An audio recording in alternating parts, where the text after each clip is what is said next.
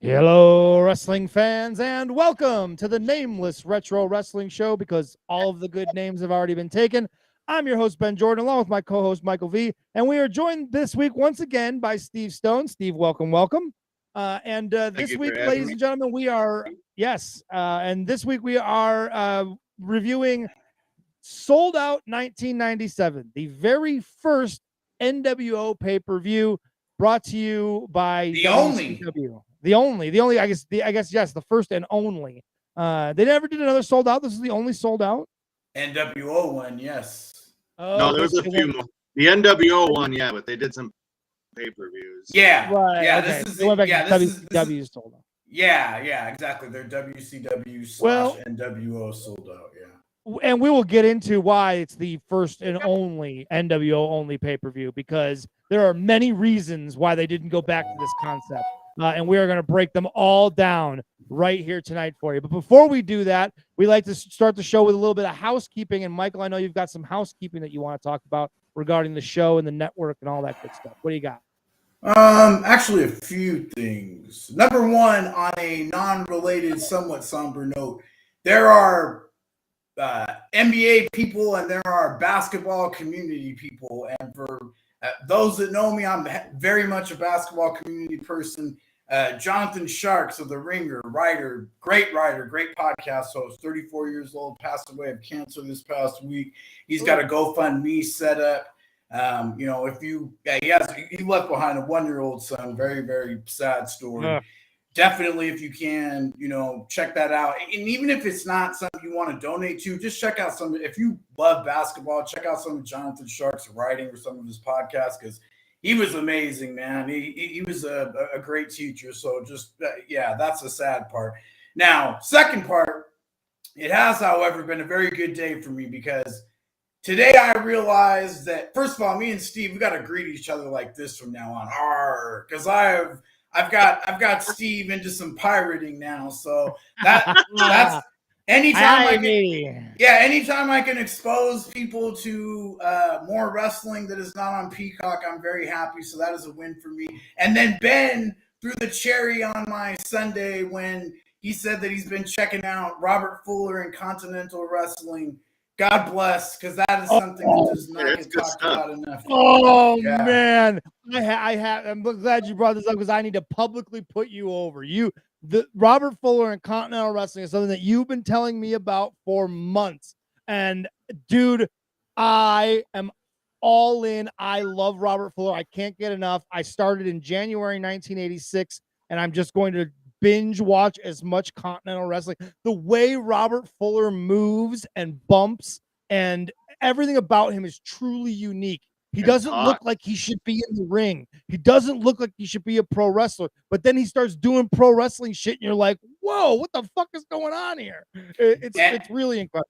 And it's a wild, wild scene. And in '88 is when Eddie Gilbert gets his first booking job in Continental in '88 with Paul Heyman as his assistant. So that's an interesting run too. There's also in the middle of that Continental run when they set up, what was it, Pro Wrestling USA? And it wasn't Pro Wrestling USA, USA Championship, something like that. But that's when the Fullers sell the promotion to David Woods and then basically go open up shop across the street and run competing. So just great. Yeah, there's so much carny pro wrestling shit involved in Continental. It makes it so fantastic too. Like, what do you expect with like fucking the Fullers and Jimmy Golden and shit? Like, there's no Paul Heyman got his fucking start here. My God, who do you think he learned from? He learned from all these carny fucks, like Eddie Gilbert, all of them. Like, Jesus Christ. Yeah. But if you're a Smoky Mountain fan, Continental is really the origin story for Smoky Mountain. I mean, Ron Wright is established there. He's established in Southeastern, which was, the territory before. Which the Armstrongs are all over. Yeah, exactly. Yeah, so a lot of that stuff starts there. So it's, kind of the origin story for that. Definitely worth checking out. So yeah, that made my week to be able to expose you to some different shit. And my third and final thing is that sometimes my wardrobe choices are completely unintentional. But I got my Draymond jersey on today because I love my militant hoopers, and I am militant as fuck about this fucking show that we fucking watched. Just dreadful, dreadful shit. Man, so without any further fucking ado, let's just cut right to the goddamn chase here. Get to this atrocious. Now, it feels like I say this a lot, almost every week at this point, but I and you may talk me out of this, but I feel like this is the worst show that we've watched yet. And the barometer, the basement, if you will, is Rob Van Dam versus Sabu and that ECW. Yes, it is. Yes, it ironically, is. it's the same show that we watched with Steve last time as well. Which Steve, I promise, we're not purposely watching the shittiest shows possible. I promise you. But I thought you were trolling me. You're trolling Steve. Holy shit. I didn't. Okay, here's how this all started. Let's just lay the groundwork on how this whole thing actually happened. You said, Mike, let's watch something from the NWO era. And I went, okay, 96, 97. I went, all right, I'm going to go look at the pay-per-views. And I went to 97. I figured, all right, 97's far enough into the NWO storyline that it's really cooking. It'll be good. And I went, oh, the first NWO pay-per-view. Like, I remembered it fondly. I don't know why, but I remembered it fondly. And I was like, let's watch this. And what a horrible choice it was. And I'll say this, and I said this to Mike in our little private chat that we have back and forth throughout the week. This show shattered the myth of my childhood. I believed that the NWO was a big deal, that everyone loved them, that they were super popular, that they were cool heels, and this shattered that myth for me. Steve, I'm going to kick it to you first. Where do you stand after having watched this? Were you like me, or were you more like Mike? I think it proved that three could go out and put a black and white NWO shirt on and pretend we're cool, as long as we're in Iowa, like the biker women that they had and the bikini contest or whatever the fuck that thing was. I mean, it was like I said the message today about mullets and skullets. That's what we had. I remember it being dog shit when I was a kid. So like I don't know. And then I remember their match was amazing. I'm like, man, that wasn't any good either. I mean, nothing was good. Yeah, if you'd have bet me before we watched this show, and you just look at the lineup, you'd have bet me. I'd have bet almost any amount of money that Eddie Guerrero and Syxx in a ladder match would have been easily the best match on the show and really, really fucking good. And we'll get into it. It fell way short of that. You would have won that bet against me because I would have definitely lost. So all right, there's a lot to talk about around this show, right? There's the action itself is not that awesome, but we'll break it all down and we'll go over every match because there is something to talk about involving, all these different matches to an extent. And of course, we cannot go a show without talking about Mike Rotunda, and we will get into Mike Rotunda. Fucking motherfucker, bro. This time known as Mr. Wall Street. And we'll get into him on a couple of different reasons. But if any of my children had a real sense of humor, they would name their first child Michael Rotunda, our last name. Like that would be the ultimate. Like, there's just no rib of all ribs. Yes, like you win. That's like over Mr. Fuji level right there. Exactly. All right, so this is the pay-per-view. This is the poster for the pay-per-view, which I wanted to bring up because this is the pay-per-view advertisement that is there's a couple of different ones, but this is the one that I remember being part of it. And it has the Giant being part of the NWO. However, he's not part of the NWO. He's in the main event, having already been kicked out of the NWO, and he's supposed to be the babyface. Yeah. So it's all very confusing to He was never supposed to be in the NWO. He was in the NWO.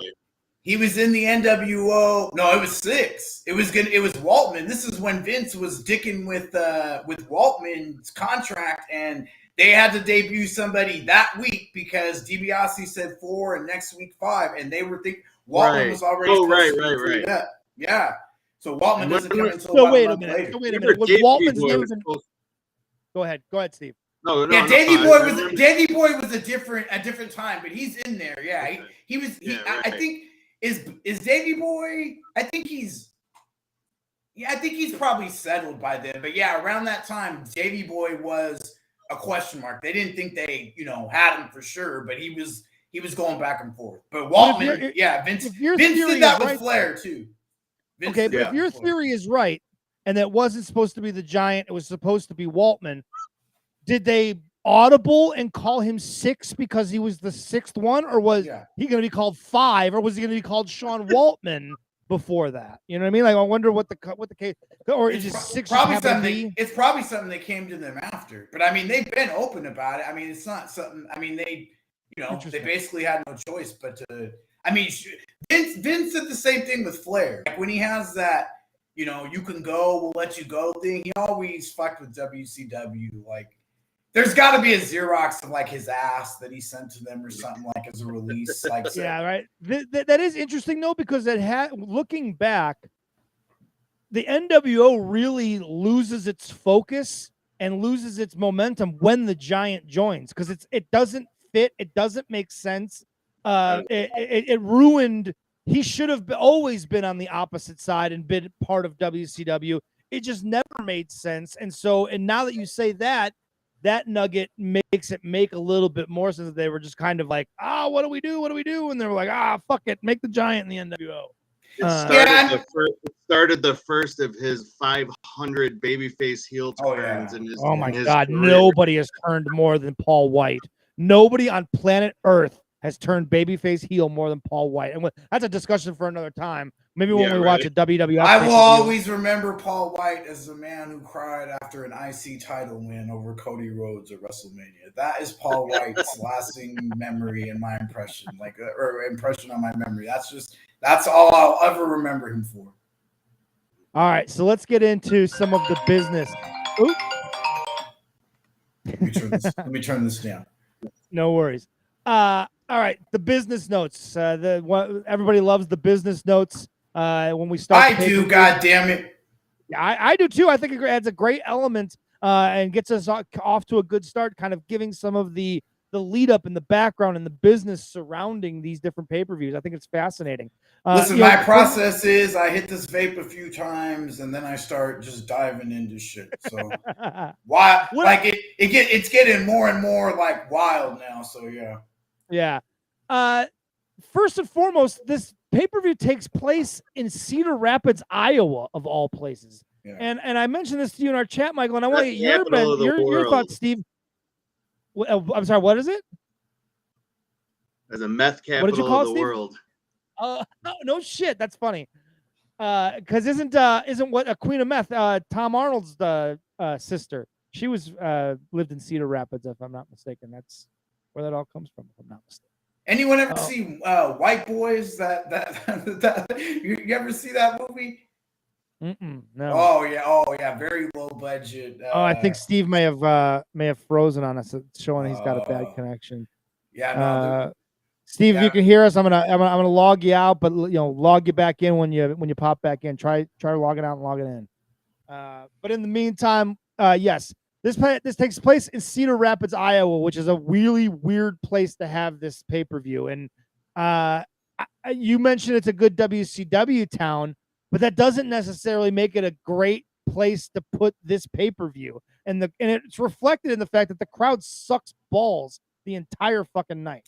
They picked up a little. No, it's not entirely. And they picked up a little bit at the end. They were really good in that clash that they ran with Hogan and Flair. I mean, they were really good then. That's probably one of the reasons. I mean, it's an intermediate sized building, so that kind of makes sense too. Like, it's not huge, it's not tiny, and they want something that looks like it has people in it and that's full and has a decent crowd. But I mean, they're not setting the world on fire business-wise yet to be able to do that. So yeah, I mean, it kind of makes sense. They weren't drawn real big at this point. I mean, as far as attendances, I mean, they needed more time. Ben Monty in the comments makes a good point. Why wouldn't they do it in Hollywood? I mean, come on, it writes itself.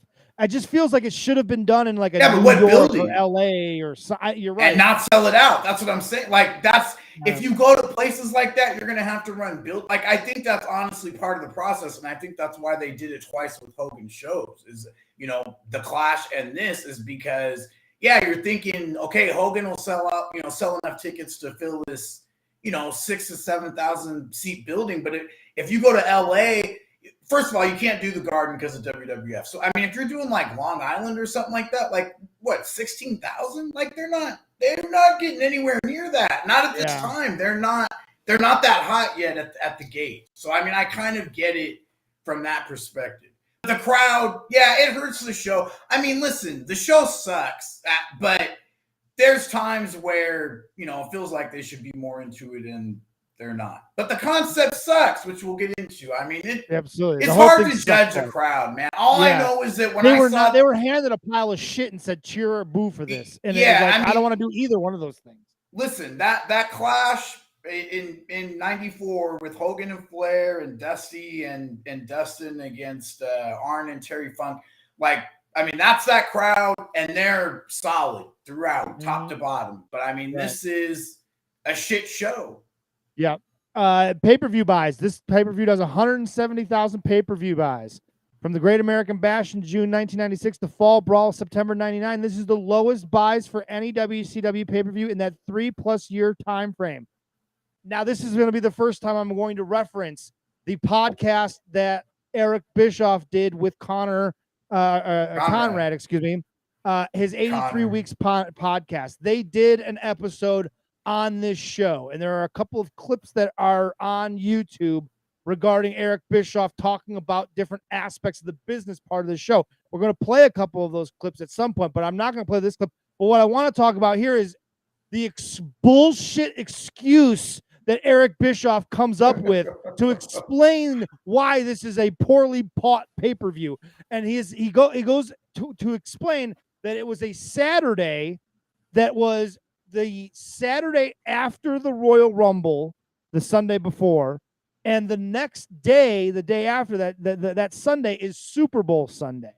And he blames the fact and he says, and he goes into this whole rant like he knows what the fuck he's talking about, where he talks about how a network would never take a TV show and put it on a really successful TV show and put it on another day because they're essentially saying that they don't care if that show goes away, which is bullshit because if you watch any fucking, they put The Masked Singer on 4 nights a goddamn week. And people don't, and people find it. Survivor has switched nights like 800 times. There's 49 fucking seasons of Survivor. Like, don't tell me that people won't find good shit. They'll move it all. Shows move days all the time. I think what he means is your popular big shows, which he's pretty much right on that. But I mean, it doesn't even fucking matter. It's just a false equivalence. Like, why are you comparing weekly television shows to a pay-per-view? It doesn't. It just doesn't even make any sense. It doesn't, and it's a bullshit excuse to just say this thing was a flop. At no point can Eric Bischoff just admit that it was a bad idea and it was a flop. And we'll play a couple clips where he outright refuses to acknowledge that it's a bad idea. Yeah, I like Bischoff more than most people as far as like he doesn't get enough credit for his successes. Like, everyone beats him for his failures, which he's had them. But I mean, he had some tremendous successes too, and got them to a level that nobody ever thought possible.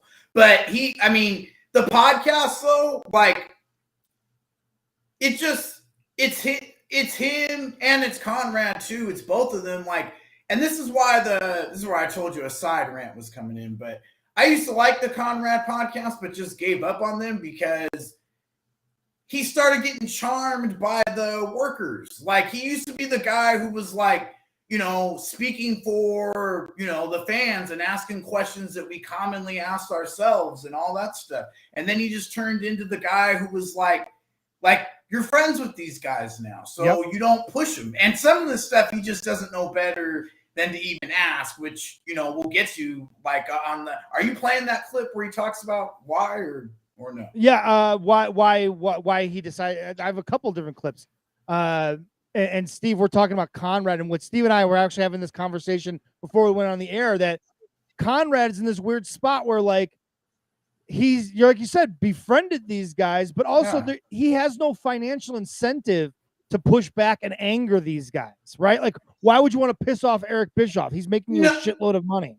I think he does to a degree, but it's nothing like it used to be. And honestly, too, like there's just different level of wrestling nerds, and like Conrad is not, and he thinks he's a wrestling nerd, but he's not as much as he thinks that he is, and he doesn't know how to push back because, like, you know, are you playing the thing where he blames it on Saturday?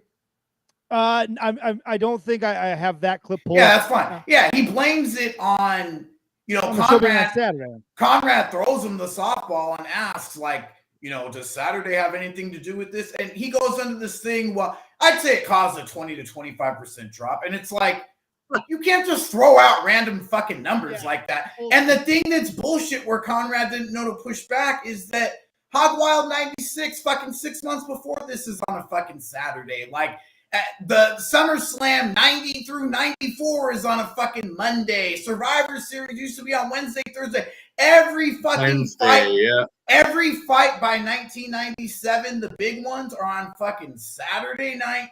Like UFC used to run a Super Bowl weekend show that used to draw real big for them, so that's not an excuse either. Like, the show bombed because the show fucking bombed because it is a shitty idea to build your product around fucking heels. Yes, heels, it is. Yeah.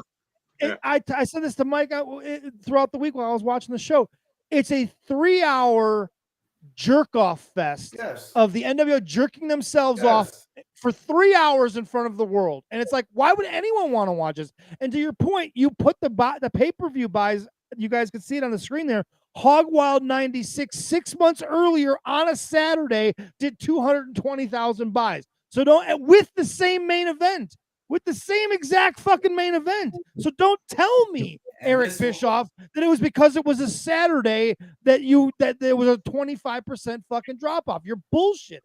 And this one is built around your hot heel group, and the other one was built around fucking motorcycles. So you have that as an added advantage to fucking draw. But again, like, it's just like there's so many layers to it. But I think a big thing, honestly, is that because the newsletters all hate Hall, Nash, and maybe not Hall as much, but Nash and Hogan for sure.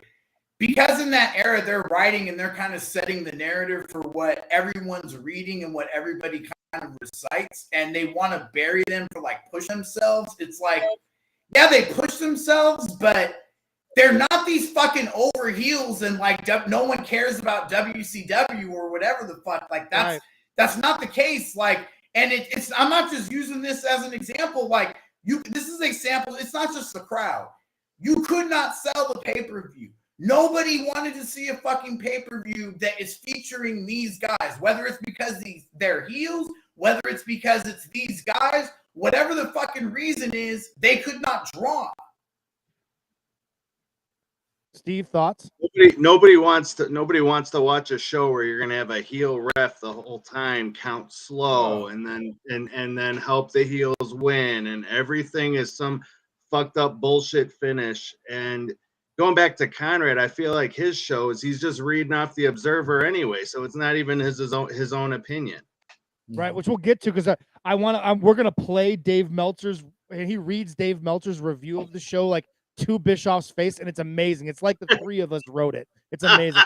But here's a clip I want to play because Conrad asks him about the idea and whether or not he feels it was a good idea. Was the goal to try to make the NWO cool here and have everyone cheering, or was the goal to come in and be heels? The entire premise of an all-heel pay-per-view seems like it would be rather challenging or confusing to book or lay out. Does anybody sort of raise their hand and suggest that along the way, or is it more about, hey, the cash register's going off, they want more NWO, let's throw some black and white on it?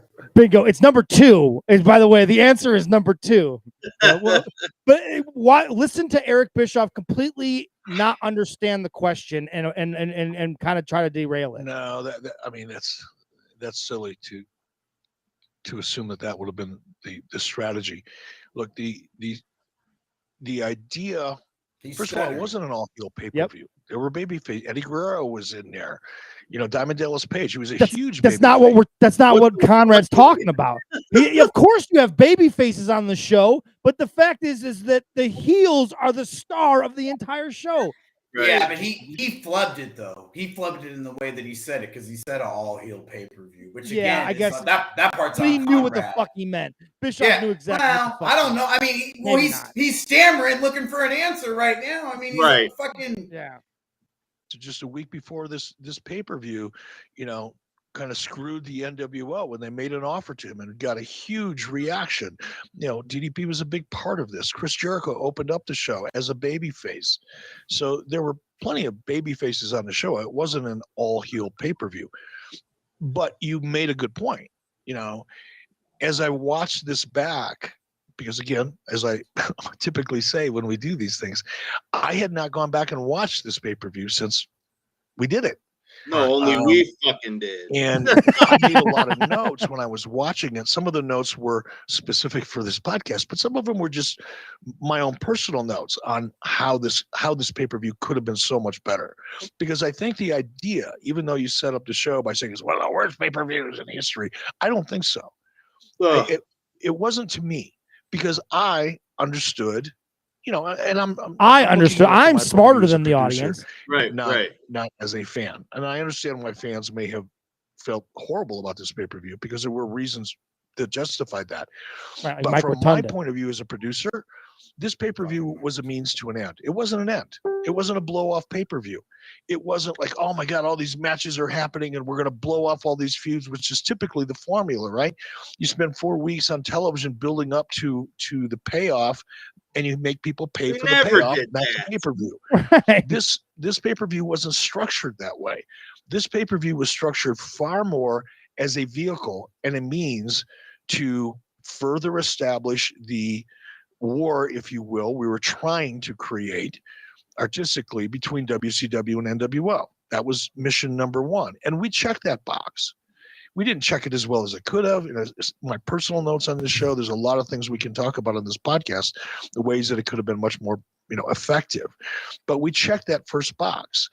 There wasn't a lot of storytelling here. It was really about building the characters, further establishing the distinction.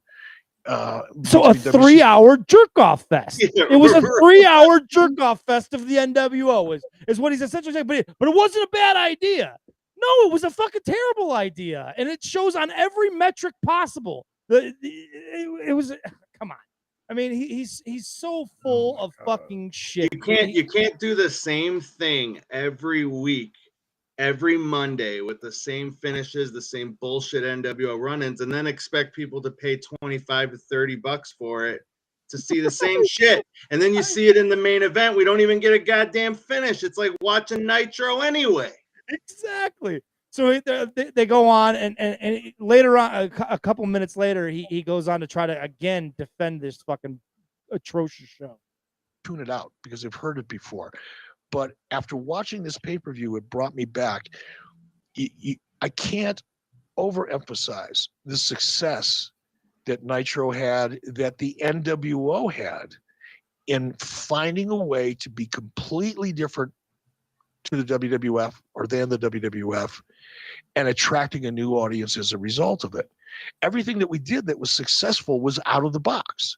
Almost everything that we did that was successful really had never been done before. And this pay-per-view was my way of taking that to another level and experimenting.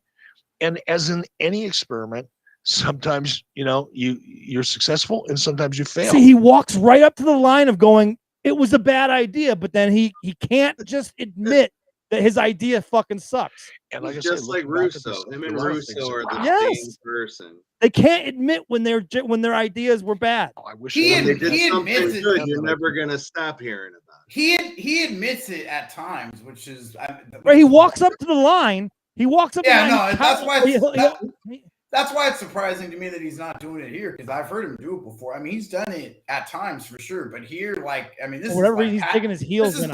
This is patently obvious. I think because Conrad opens the show by calling it one of the worst pay-per-views ever, and you could see that you could hear that obviously stuck in his craw a little bit. And the fact that it's why Meltzer pounds this show as being fucking terrible. He's coming in and instead of just going, guys, you're right. I was fucking wrong. He's digging his heels and going, no, you guys don't understand. Like he literally says that the fans are not smart enough to fucking understand. Well, part of that would have required a little more reflection too, because one of the reasons why this show is so fucking awful is him and DiBiase doing commentary for it's the worst. 2 hours and 40 minutes. It's the worst commentary job ever. Horrible. It's worse.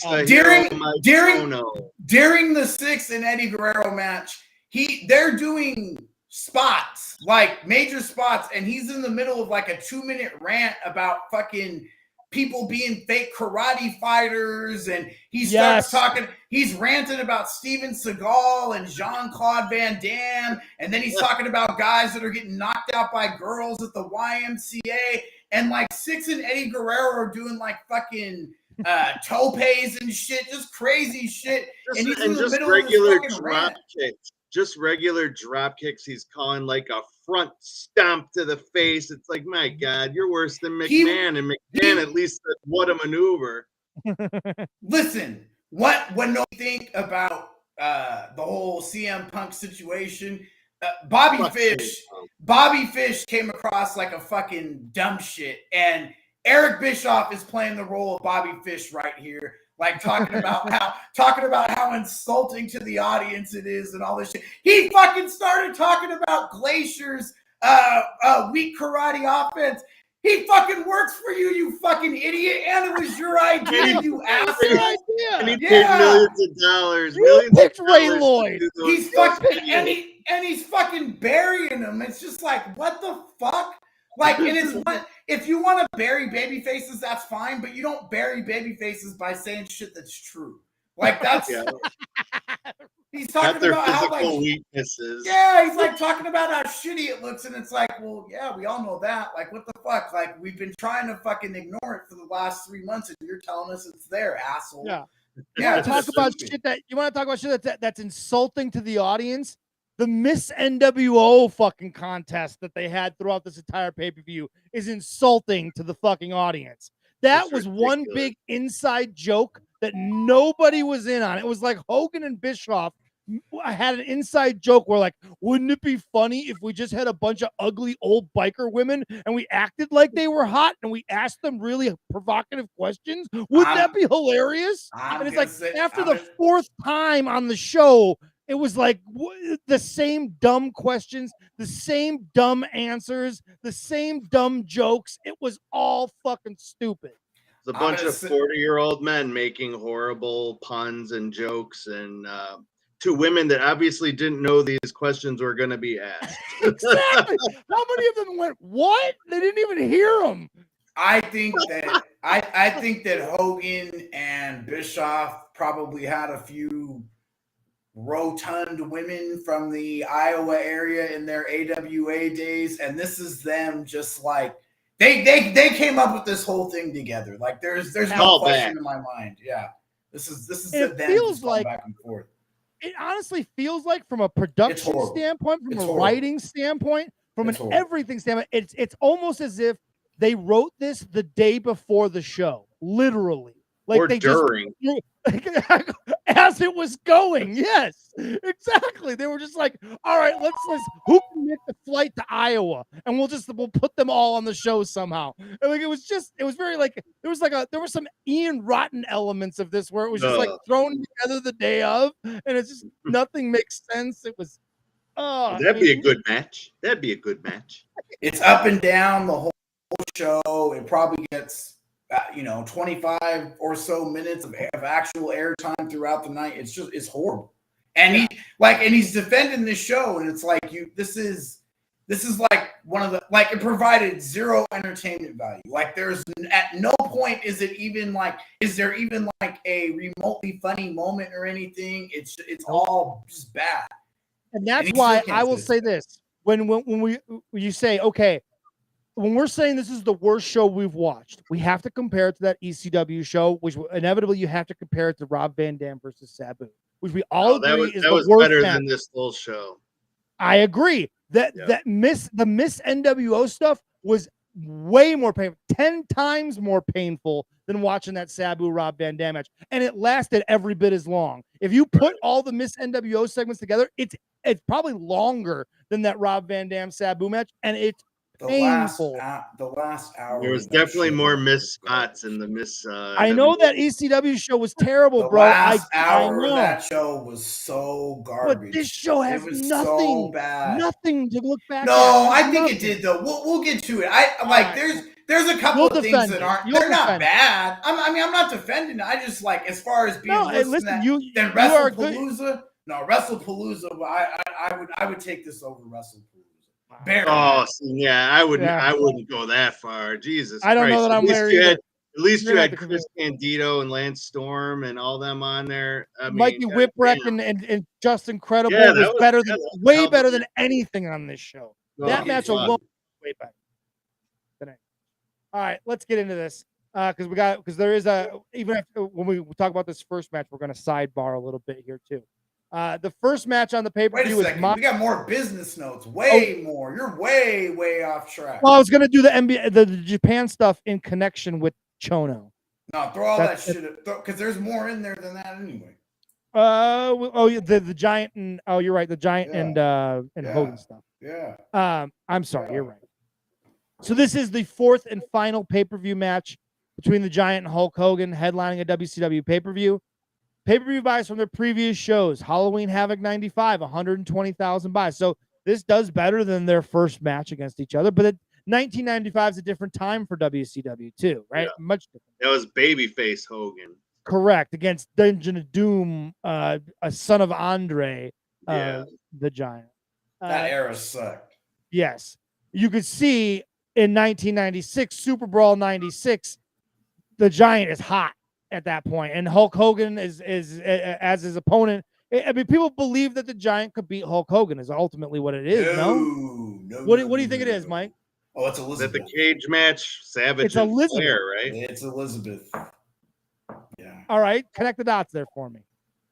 It's him and Savage. It's Flair and Savage on the undercard. Elizabeth. Yeah, that's her. right. That's her first pay-per-view back. That's where she turns.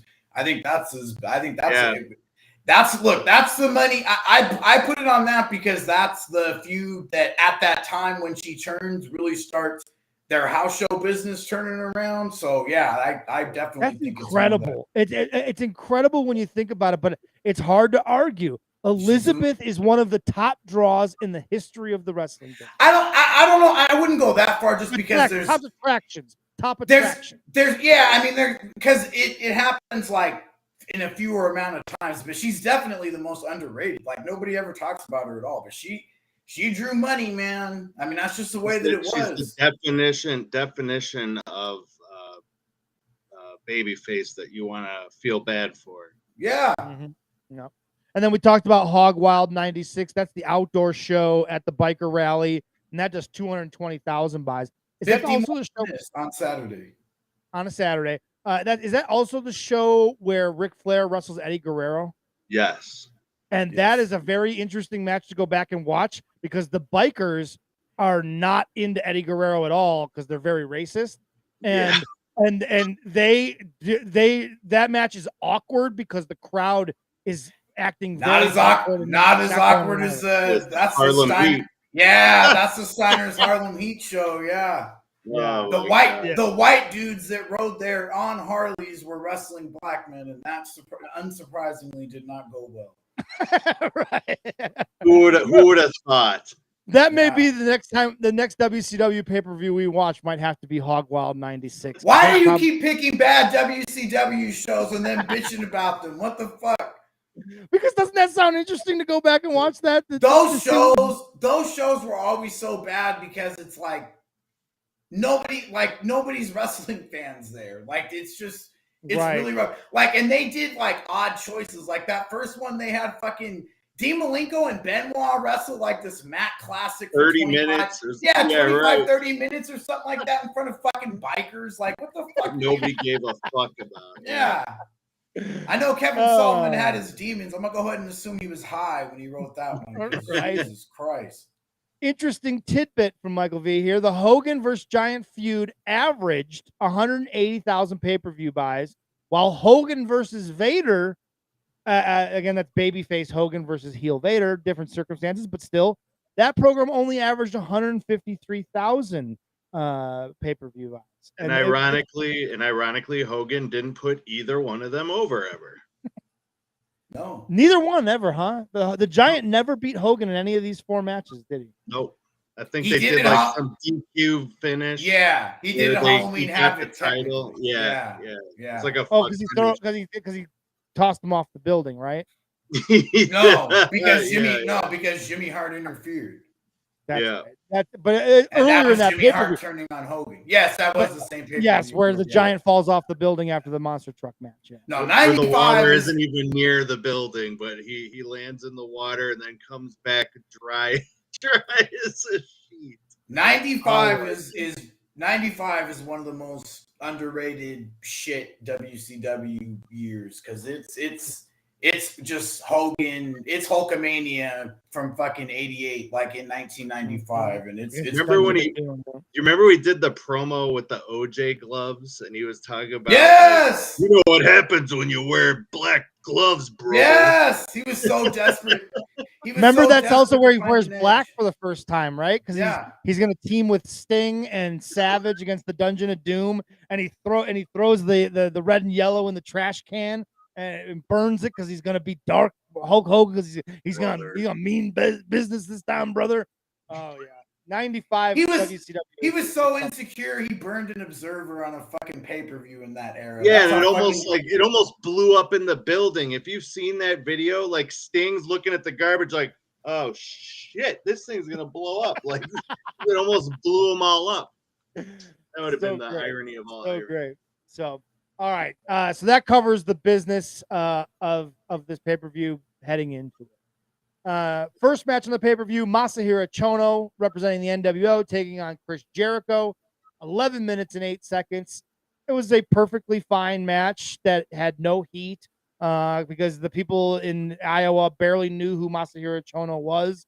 And Chris Jericho is a low-level babyface at that point. So there really wasn't a whole lot for them to get into. But any thoughts from either of you guys regarding this match? I don't have anything that sticks out regarding the match itself. We're going to get into a sidebar here in a second. But the USA chant for a Japanese wrestler and a Canadian wrestler. That always pops. I always find. Mike, any thoughts on the match itself? It was all right. I mean, I give Chono credit because really asking him to sell for a fucking Japanese indie worker and is that, actually kind of a big deal. So if this match happened in Japan, it would have looked a lot different than what it looked like here. Well, they did one on Nitro before this where he absolutely just rode through Jericho and didn't sell a fucking thing. So good. I think this is him like, oh, it's a pay-per-view. I'll give you a couple things, But listen, I'm all for indie-rific Chris Jericho being kept in his place in 1997. So. For sure. So the sidebar here is that Masahiro Chono is representing NWO Japan. And this is something that when we had a discussion regarding the NWO a few months ago, Michael, you mentioned to me that when you really want to talk about the success financially of the NWO, in Japan, it was ginormous business, right? Fire. Yeah, so we have some sidebar here. Some notes here. NWO Japan started when Chono became a member in December 1996. That I remember happens on Nitro. He comes out with Sonny Ono and has the jacket on, and Sonny Ono's cutting a promo, and then he reveals underneath that he's got the NWO shirt. I believe he attacks Sonny Ono, if I'm not mistaken, to solidify his heel turn and join the NWO.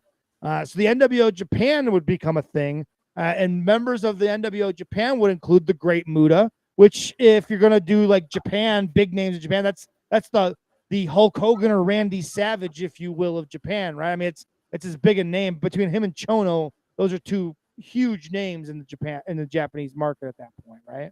Yeah. Them, Hashimoto, yeah. Yeah. So then you also have Akira, Big Bubba, I think this is Big Titan. It Big should have been Big Titan. Yeah. Yes, Fake Razor. Fake Razor was a member of NWO Rick Japan. Wagner, baby. Unbelievable. Hiroshi Tenzan, Louis Spicoli was a member of NWO Yeah, he worked Japan. over there. Yeah. Masachono, of course, your boy, baby, Michael Wall Street, Mike Rotunda, a member of NWO Japan. Yeah, How he can you toured hate there. this guy? He was a member of one of the most successful factions in the history of the business, and you Yeah, can't just He respect was it. fucking nondescript there too. Fuck that guy. Michiyoshi Ohara is also a member. NWO Sting is a member of the NWO Farmer. Japan. Hey, he was really good. Yeah, He was on really the- good. He was Playing really that part good. too. In Japan, he was really good. Like he got to work over there and he got really good. I mean, he was definitely shit. He's a lot better than fucking Michael Wall Street. I'll tell you that shit. Whoa, He was Mike- by about 98, 99 or so. I mean, he worked a lot of tours over there. So yeah, he definitely got good. the NWO Sting, what I remember of the NWO Sting, the guy that played the NWO Sting, was that he was also, before he was NWO Sting, he was Cobra, and he was involved in with my personal Craig Pittman.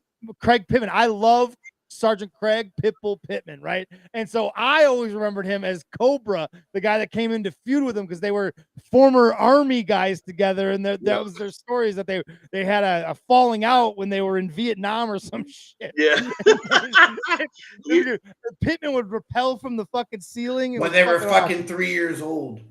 They'd hear the Morse code. The Morse code would go off in the arena. Yes. Yeah. But do you guys remember Farmer was in that Thunder and Lightning? Thunder and Lightning, yeah. Oh, Yeah. Dog shit Horrible. team. Horrible. Yeah, they were horrible. Yeah, he was horrible then. Satoshi Kojima is also a member. Scott Norton, of course, and Tatsutoshi Goto are all your members of NWO Japan. New Japan runs their most dome shows in a 3-year span when they run 11 dome shows, 6 of which were headlined by the group, and others in semi-main spots. Now, the dome is not something that it's like you don't just run the dome unless you can really pack that place in, because that's a huge building. Well, it wasn't just Tokyo. I mean, it's Tokyo Dome, it's fucking Fukuoka Dome, it's Osaka Dome. I mean, they're running. I mean, they can put crowds in all these places. I mean, they're on fire. I mean, they're on Absolutely. fire. When you look at the numbers, this is their most successful business period ever. I mean, today doesn't touch that. No shit. August 97, Nagoya Dome, 43,500 for Tenzan versus Hashimoto. November 97, Fukuoka. Has that Fukuoka Dome? Yeah. 48,000 for Muto and Chona against Tenryu and Fujinami.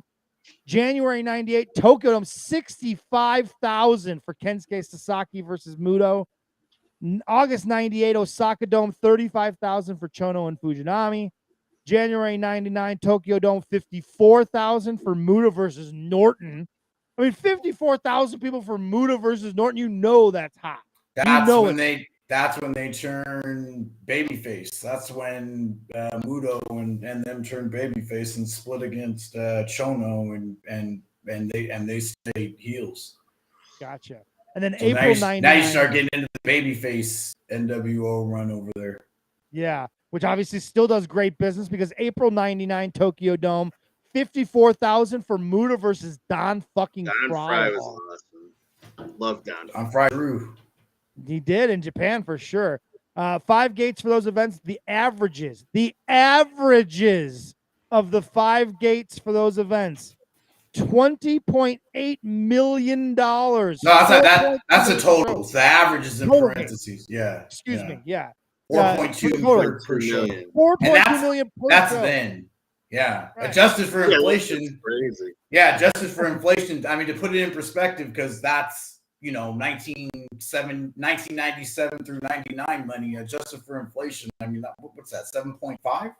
Yeah, 7.5 million. Now, for more perspective, Oof. the NWO, the real NWO, with the actual founding members, they do 5,120 people in Cedar Rapids, Iowa, for 170,000 pay-per-view buys.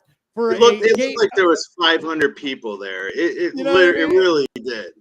But they get it going though. I mean, this is, I I mean, this is Right, early. right. poked It just, fun. I thought it was Hey, just they a run a showcase lot. for your hottest group right at the moment. They run a lot of domes. Place.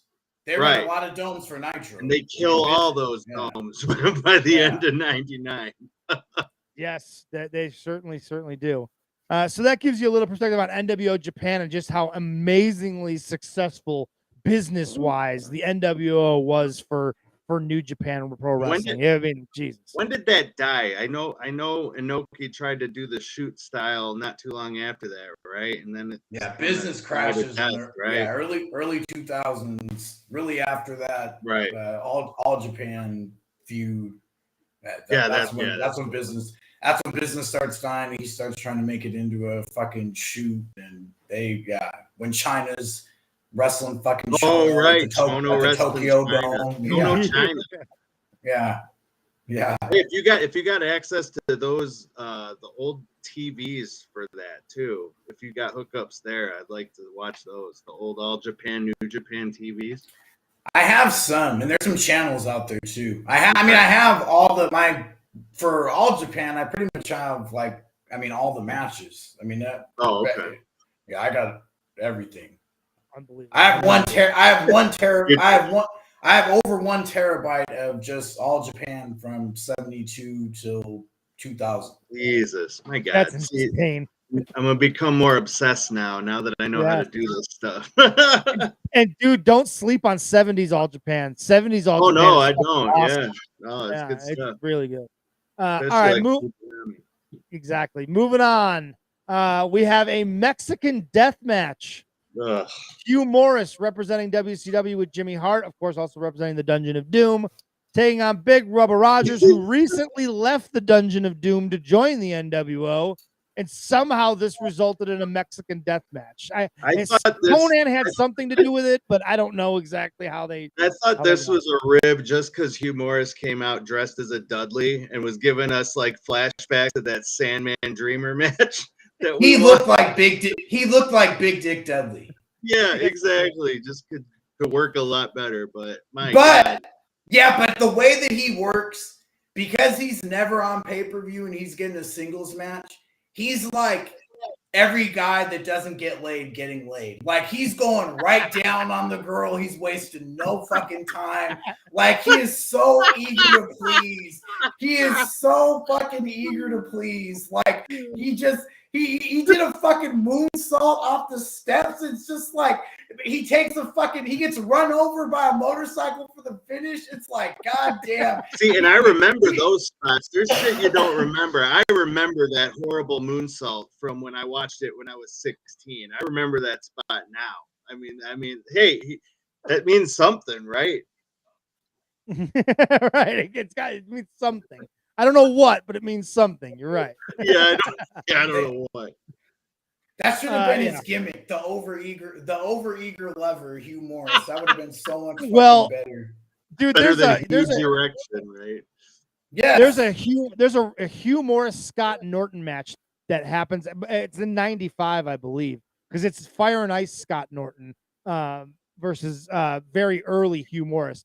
And for some reason, they thought it was a good idea and that they would be able to pull off Hugh Morris moonsaulting off the top rope and Norton to just catch him, right? Hugh Morris is 300 pounds. How on earth did he think he was going to do it? And of course it doesn't happen. Scott Norton falls right on his ass trying to catch Hugh Morris on a moonsault, and it totally doesn't come off. Now, had they pulled it off, it would have been the most incredible thing you'd ever seen. But it was physically impossible. There was no way that spot was going to work. But that's Hugh Morris for you. Watching Scott Norton take Frankensteiners and Germans from the Steiner brothers is pretty fantastic too, because he's terrified to take the bumps.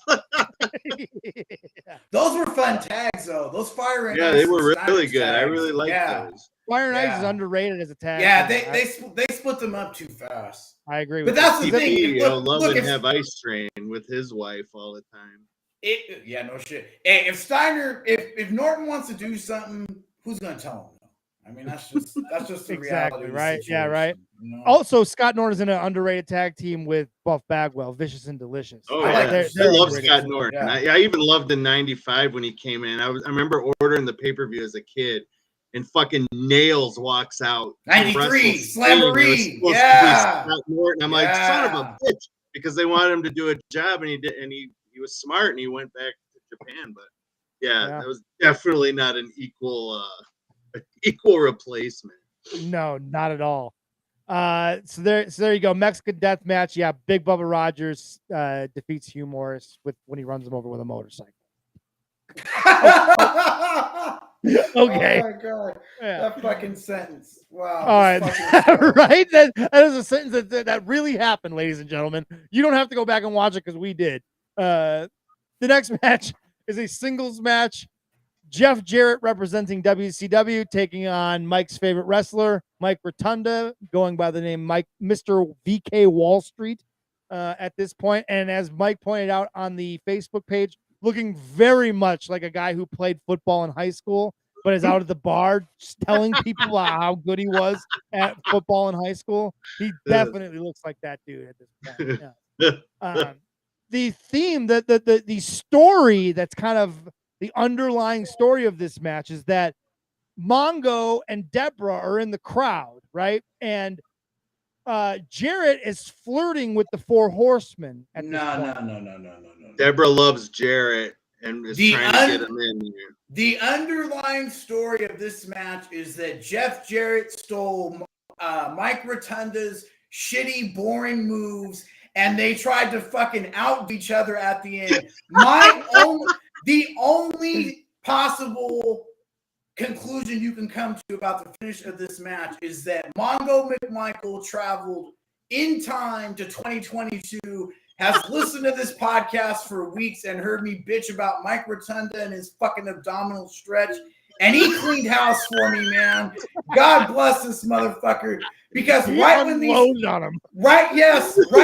two assholes were literally exchanging fucking abdominal stretches where they hold the ropes, he stands up on the apron, says "fuck this shit," and blasts fucking Jeff Jarrett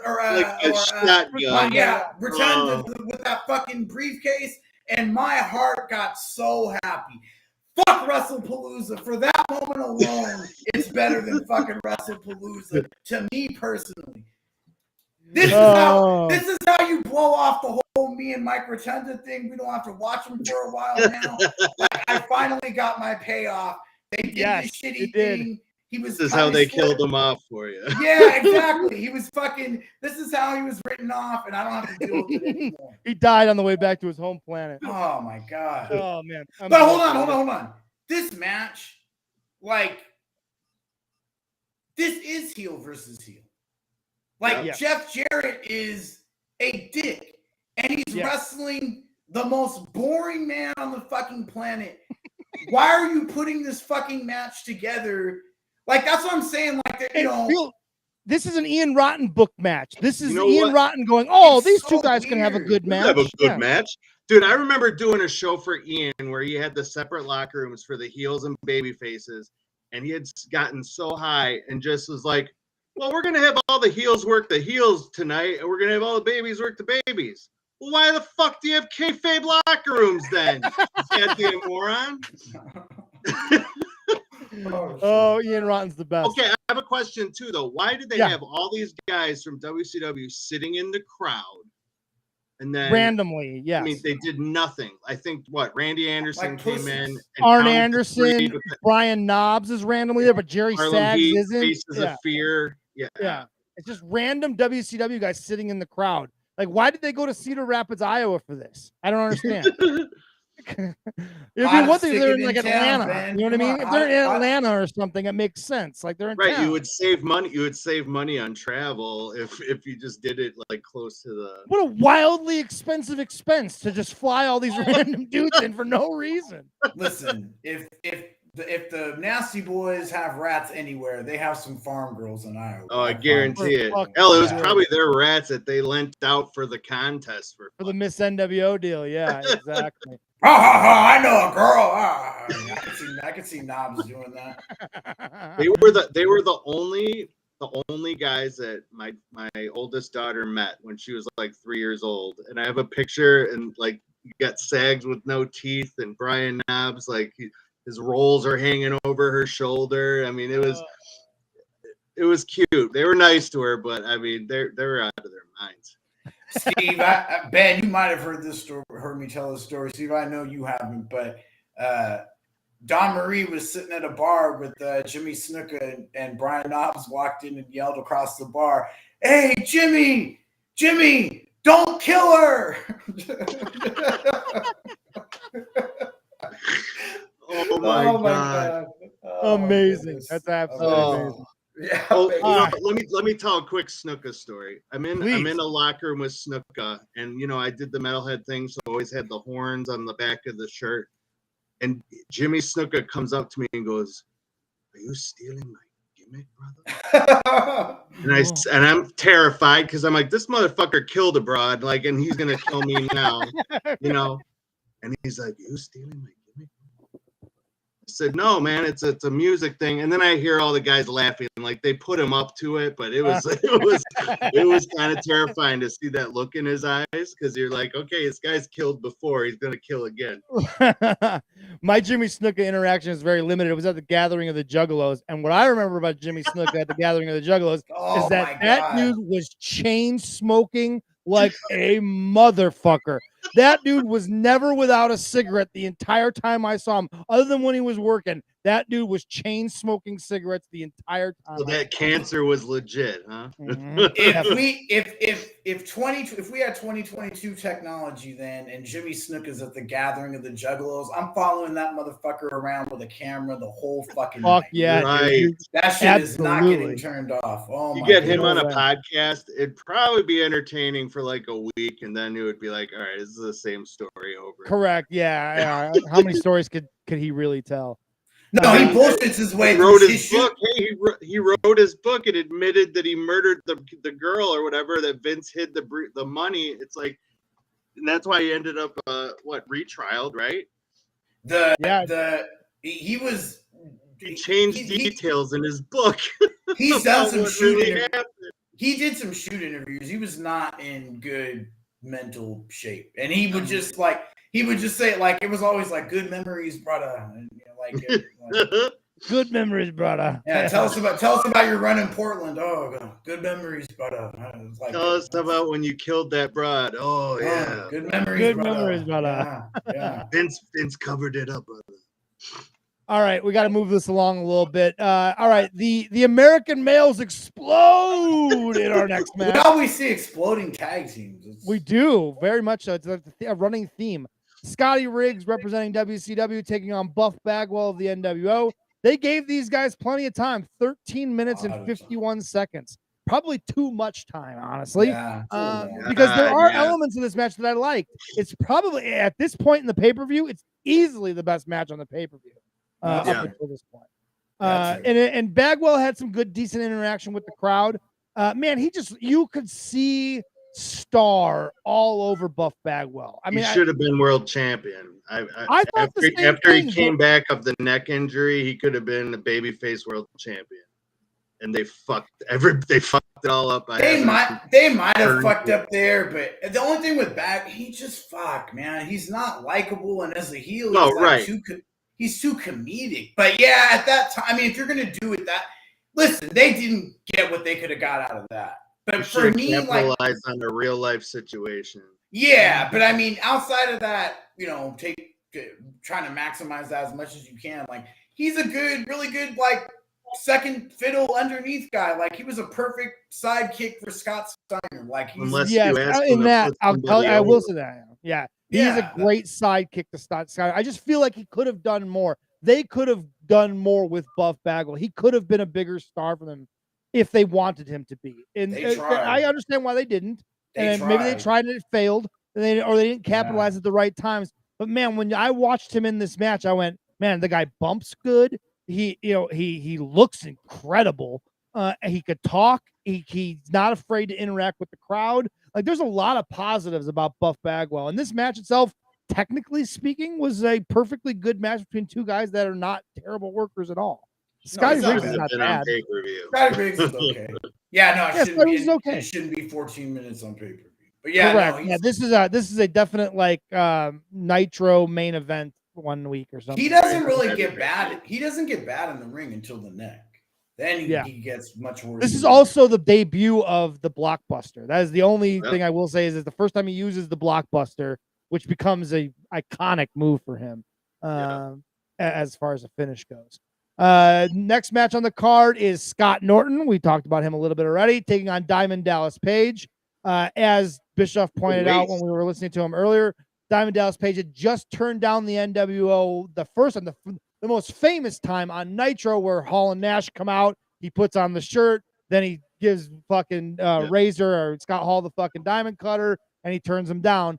They kind of recreate this thing the second time around, but oddly enough, it's Buff Bagwell, and his muscle is Boss Man, fucking Rotunda, and Virgil. And it's like, why? If he turned down Hall and Nash, why is he going to say yes to you fucks? It just never made sense. There was no finish, technically the finish was via count out, but there really was no finish to this match because obviously Scott Norton's not laying down for Diamond Dallas Page. And Diamond Dallas Page is not going to do the job here either. He wouldn't do it for Sting. He's not doing it for DDP.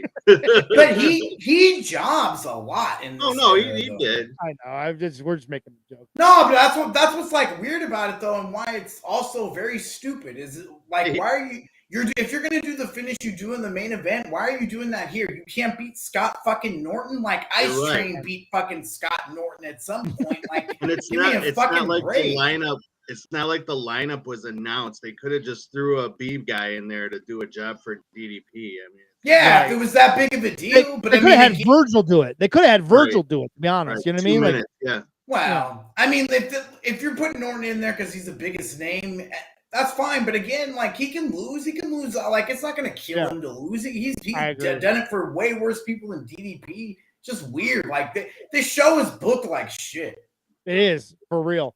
That takes us to the next match on the show, which is also the longest match on the show, the WCW World Tag Team Championship match, as the Outsiders, Hall and Nash, defend against the Steiner Brothers. The finish comes when Nick Patrick is knocked out, and Randy Anderson, who is in the crowd, comes in and makes the 3 count to give the Steiners the belts. Again, the commentary here does not help at all because Bischoff immediately is like, no, this isn't going to count. This isn't going to count. And it's just like, it just kills the whole moment. It's weirdly booked. I mean, I get what they were trying to do. It just, again, like everything on this show, the execution of it just fell short. I don't know. That's the way I looked at it. I thought this match was pretty good, though. Well, how could it be bad? It's the Steiner Brothers versus the Outsiders. Yeah, it's really hard for it to suck.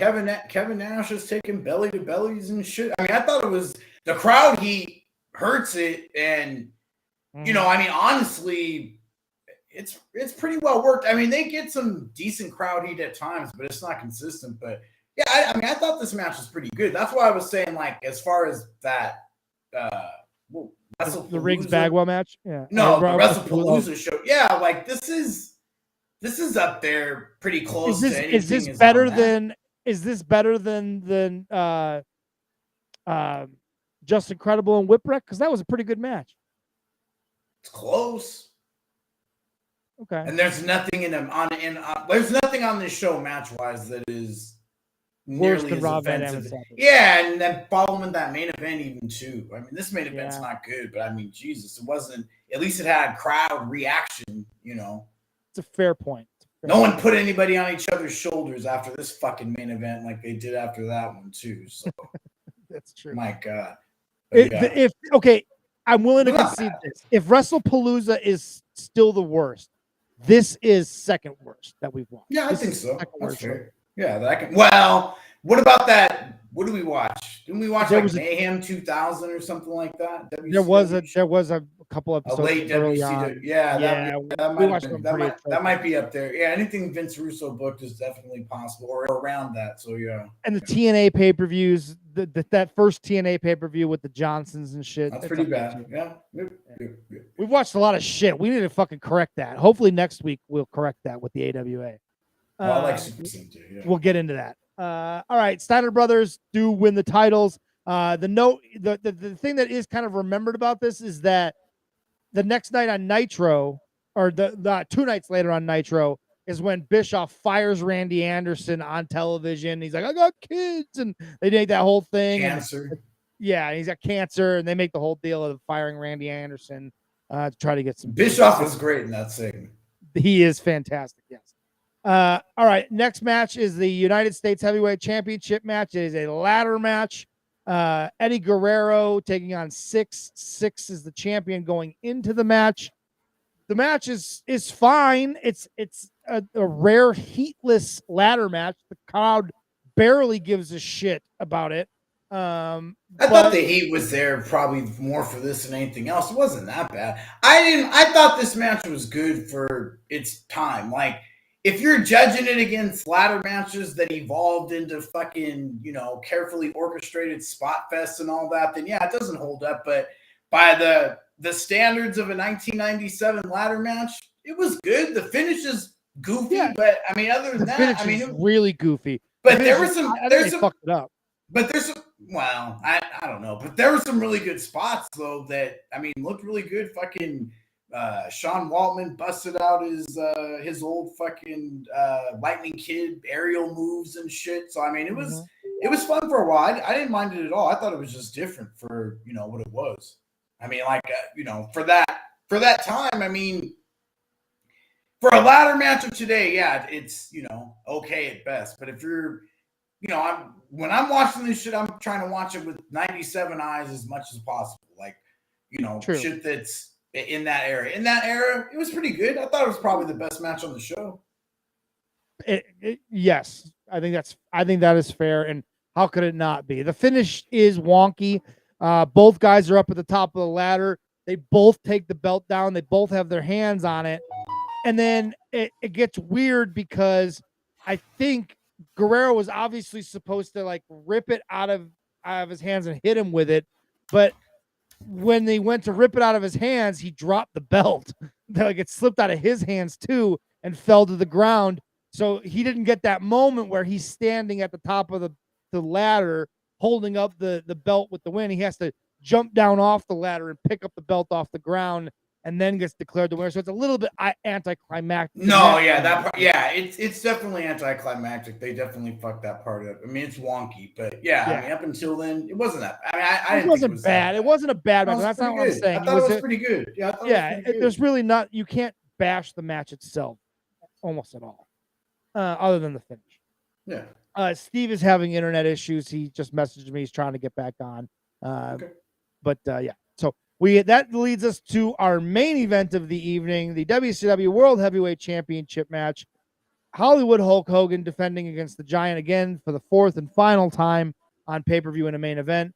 You're going to have to refresh my memory here in how they got the Giant out of the NWO. I don't remember how do you remember like how that went down? Like what was they turned. Luger got the first WCW win against the Giant at Starrcade, and they turned on him the night after. Gotcha. Okay. All right, that makes sense. Okay. The match. It kind of makes sense. Like one guy lost one match and you turned on him, and then like, how the fuck does Big Bubba stay in your stable for a year? Right. Fucking Wall Street and not only that, it gets promotion to NWO Japan. Yeah. These guys were like fucking 5 and 44 combined in WCW and shit, and like for some reason they somehow got a promotion. Big egregious thing. Yeah. What could Hogan and the Giant do that they hadn't already done in the 3 previous matches? But That's why, again, no sell a leg drop. They did that. The fucking giant no sells a fucking leg drop. That was pretty crazy. That was pretty crazy to watch. I was just like, holy shit, Hogan let that. Really, he was okay with that. Yeah, he really must have really liked Paul White. Yeah, I mean, obviously, he liked He doing did. business with him, right? You know what I mean? Well, he helped get him. He helped get him into WWF. Right. Yeah.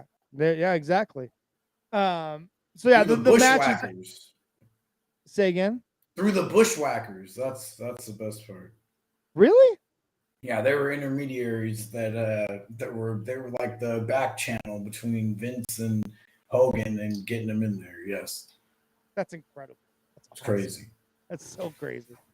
The match itself, very nondescript. There is no real finish. There actually is no finish at all.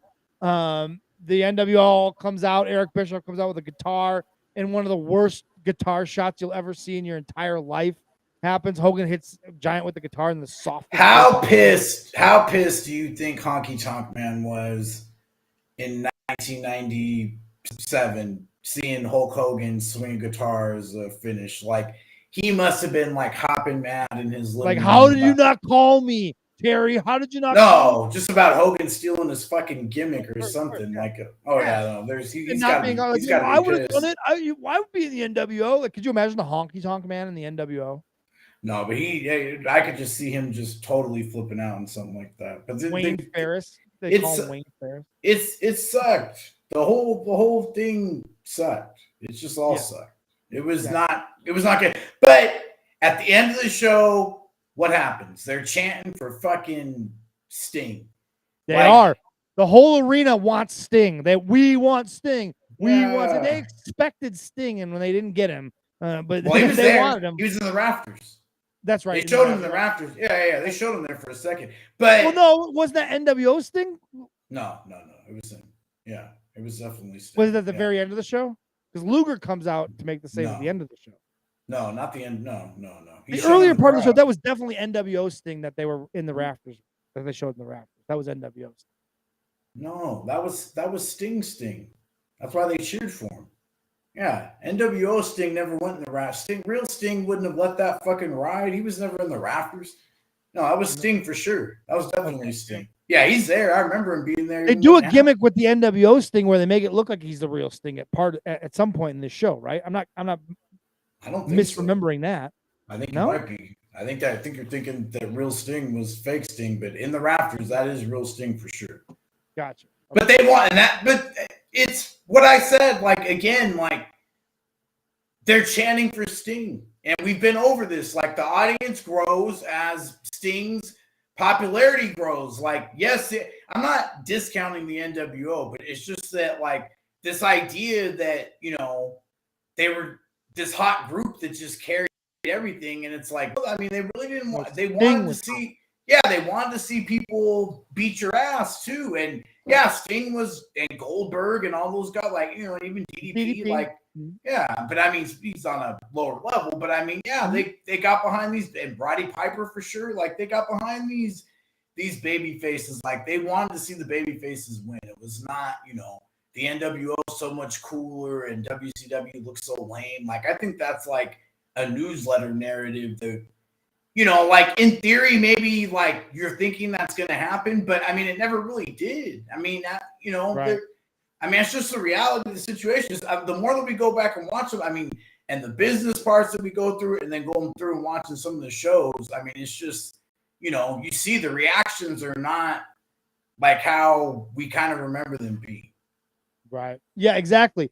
I completely misremember this entire era. My teens, 1993 to 1998, my brain remembers it with through these rose-colored glasses that this show has consistently now exposed to me that I when you take those glasses off, now that I am more in tune with the business and in wrestling, and I look at wrestling through a different lens, this shit is dog shit for the most part. And I loved it when I was a kid. When I was a teenager, I loved this shit.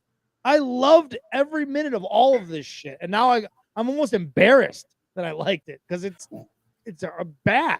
Well, they had some. I mean, they had some good stuff though too. I mean, this is one of the worst shows of their, of that era. I mean, and Sting. Listen, Sting gets hot because the way that Sting's booked is really fun and done really well, and he beats people's ass and doesn't look like a pussy and will fight 20 guys at once. I mean, like, there's a lot of good shit that they do here, but this is the worst of the worst. This is just this, and it feels like it's them overestimating their value. Like, I think that, they're thinking that, like, first of all, even in his reason to Conrad, it's like, well, no, we weren't trying to do that. It's like, do what? Make money? Like, that's basically what Conrad accused him of, was like, you're trying to go to the cash register, and it's like, well, no, we're not trying to do that. And it's like, you're not trying to make the most money possible? Like, of course you did. You thought you were going to here. You guys all thought that, this is all going up because of you. But no, it's going up because people want to see other people beat your ass. And there's people that they want to see do that. And those people are over too. And, Sting's booked well. I mean, look, they made people want Sting, and then they gave him to him, and then he, beats everybody up for fucking 9 months until he gets in the ring with Hogan. Like, I mean, they booked all that really well. So, I mean, they did some really good stuff, but this is the shits. This was horrible. And that's a perfect lead in. Conrad reads Dave Meltzer's Wrestling Observer review to Eric Bischoff. And you've got to hear this, because I'm telling you, it's as if the three of us, me, Steve, and Mike, wrote this together. Let's talk about the actual show. Let's get there. Sold out. And Meltzer says, you may call it the night the NWO gimmick was fully exposed. Maybe it'll even go down as a turning point in an ever-changing wrestling war at the very worst. At best, it was one real bad night. Lucky, if only for the fact that one bad show doesn't change the face of wrestling, and that the majority of the television viewing wrestling fans don't order pay-per-view and thus didn't see this.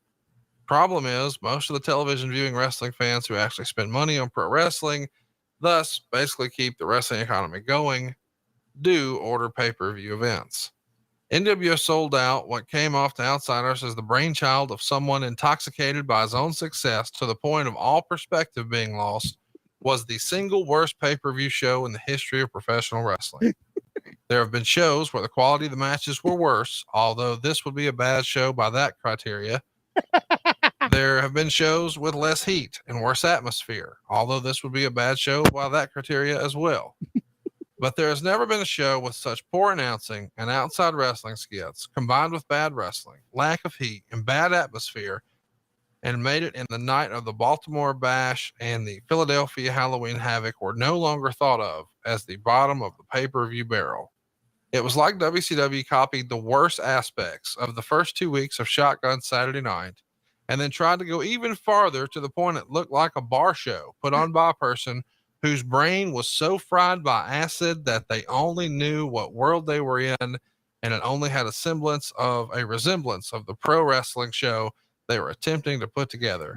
It was even more amazing coming from a company that was on its biggest roll in its history and is loaded when it comes to talent depth, neither of which were apparent here. A fucking takedown. He must have turned so red when Conrad read that to him. I'll bet he was furious. I didn't. I'm not even gonna. That's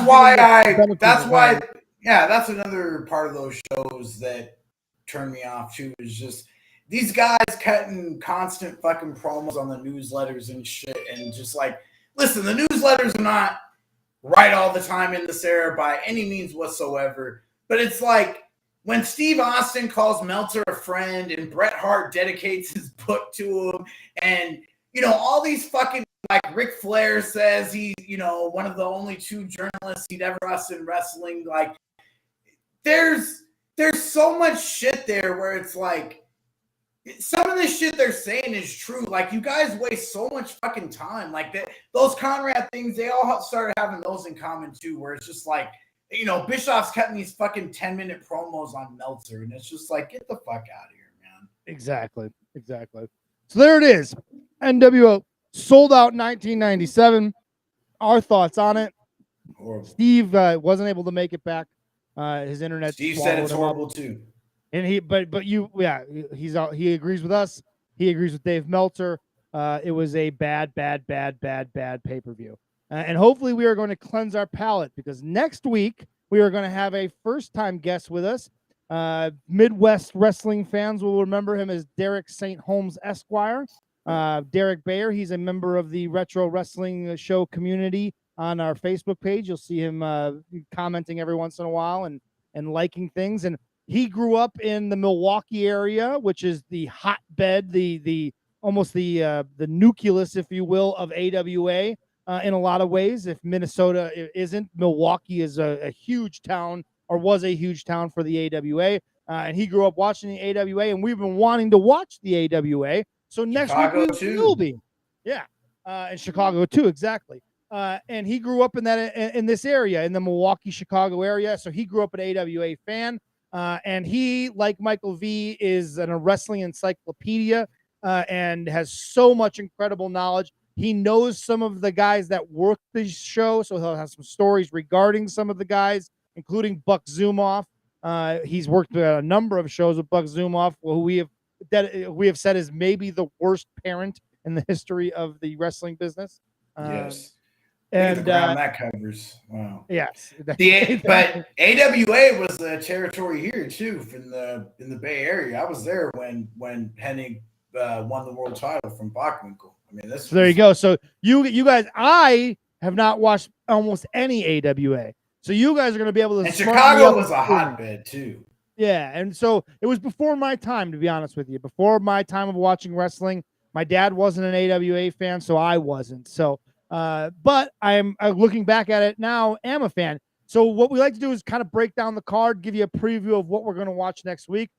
So running down the card, we're going to watch Super Sunday 1983. That's the show that we're going to watch. It is on Peacock. It is also on YouTube if you want to watch it. So if you want to watch it and join the discussion next week, you can find that show fairly easily.